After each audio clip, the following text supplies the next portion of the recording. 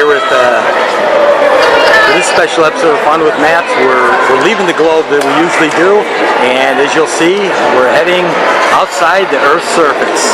Here we go with this episode of Fun. We're talking with Chris Hartenstein from NASA, and Chris, you know, with Fun with Maps, we haven't covered anything outside of planet Earth, outside of Earth, but we have this opportunity with this great event coming up.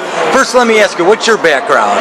So my background is education. I was a middle school math and science teacher to start my career, and then after 4 years of teaching in math and science classrooms in middle schools, I moved into education at NASA and did workshops with teachers and students, and then built up 14 years of experience doing that before I moved over to public engagement. Now I do outreach for everybody, not just students, but also adults.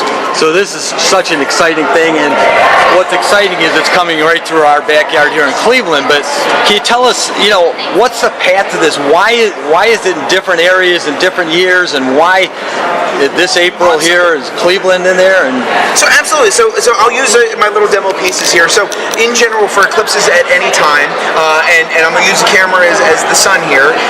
At any time here, the moon is in orbit around the Earth, but the orbit is not perfectly flat. So we're not constantly seeing exactly 360 around the Earth. Sometimes there is a tilt to the orbit. So sometimes if the orbit is up higher, the sun will shine, but the shadow of the moon will show and reflect back behind the Earth. Sometimes as the orbit comes, the orbit may be where the moon is lower and below the Earth in the solar system, and then the shadow shines past the Earth to the south pole. However, every now and then that angle lines up just perfectly where it's coming either down or up, and in doing so lines up perfectly and just creates a perfect pristine shadow on the surface of the Earth. And wherever that is can really be dependent on rotation of the Earth, where we are in our month. Obviously we need to have the new moon, we need to have the moon in front of us facing the sun, and then also where we are in our year. So you can get eclipses pretty much from pole to pole. A lot of times they're over the oceans, a lot of times they're over the Arctic areas, and so they don't really get to be in populated areas where people can see it. We are so fortunate that the path of this shadow just happens to go straight up over Cleveland and across the Great Lakes region and the Midwest this time in 2024, and it's a very once-in-a-lifetime opportunity. The last time that any part of Ohio got an eclipse and was able to see a total solar eclipse was 1806, wow. And the next time Ohio will see any part of a total solar eclipse will be 2099. Wow. So we take advantage of this once-in-a-generational opportunity, and we're going to make the most of it.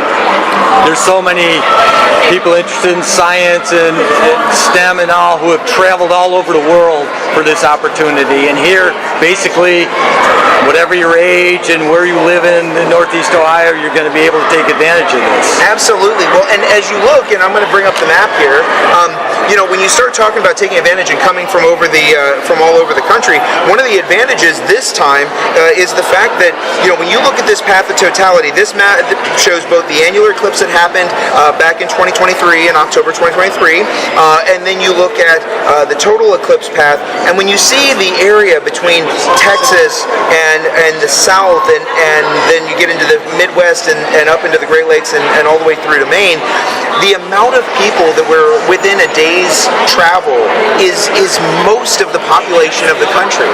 So because of that, we do expect that this eclipse will bring everybody, people heading north, people heading south and west to be able to get back into that path of totality. It's just a very geographically friendly path and shadow path for everybody to observe and enjoy the eclipse. One of the things we get unique, people are asking about the map and why come to Cleveland, right? And we have a very unique scenario. In the unique scenario here, because we are situated right on the front of Lake Erie, Lake Erie in April is still relatively cold. It's the shallowest of the Great Lakes, and so the temperature can dip very cold. Some years, the lake freezes completely across from here to Canada.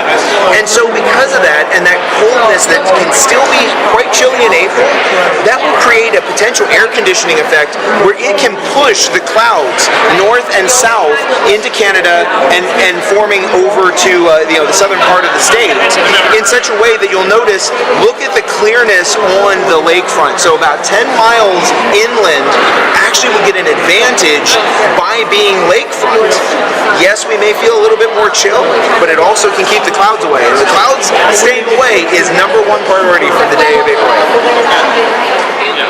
This has been our first fun with maps outside of the covers outside of planet Earth. We'll get, for all our subscribers, we'll get back to the Earth next time, but this is just two once-in-a-lifetime experience to ignore. And absolutely, and I hope everybody comes and joins us on April 8th and comes to see us here on the lakes of Cleveland, or the lakeside of Cleveland, and by doing that, man, you really are in for a treat. So I hope you come and join us and see us here, and we'll be looking for you on the afternoon of the 8th. Thanks, Chris. Thanks.